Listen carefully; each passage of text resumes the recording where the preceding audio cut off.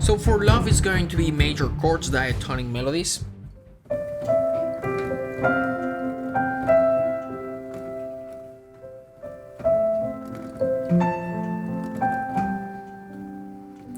For sadness, it's going to be very similar, but minor, everything minor.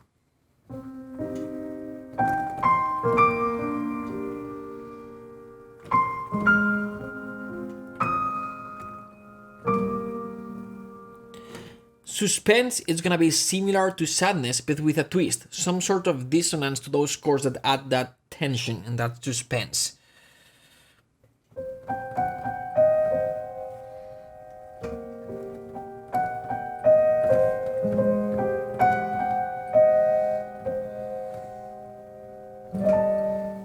Action made intensity is going to be similar to suspense, but we're gonna have a motor, we're gonna have less harmonic changes, and it's gonna be less melodic and more motivic. So we're gonna have a motor first.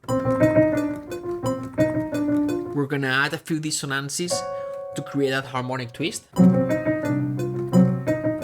And finally, the motivic elements.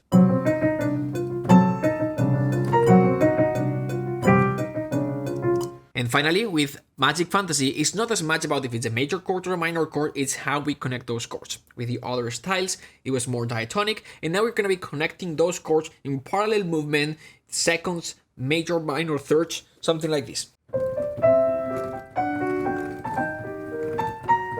Or same thing minor.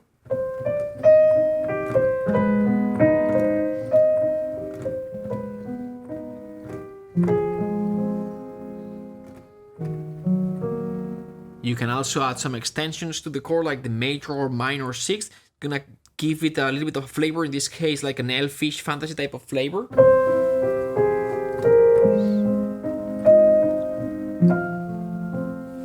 Alright, so this is the first part, creating the piano sketch. The second part is going to be using the strings, woodwinds, brass and percussion sample libraries to make your music sound like the real orchestra. Now this takes a little bit longer to explain, so I prepared a 1 hour free training. So if you're interested to know how to go from the piano sketch to the orchestra, click the button below. You'll see a page like this, input your email and you will automatically receive a link with the free training.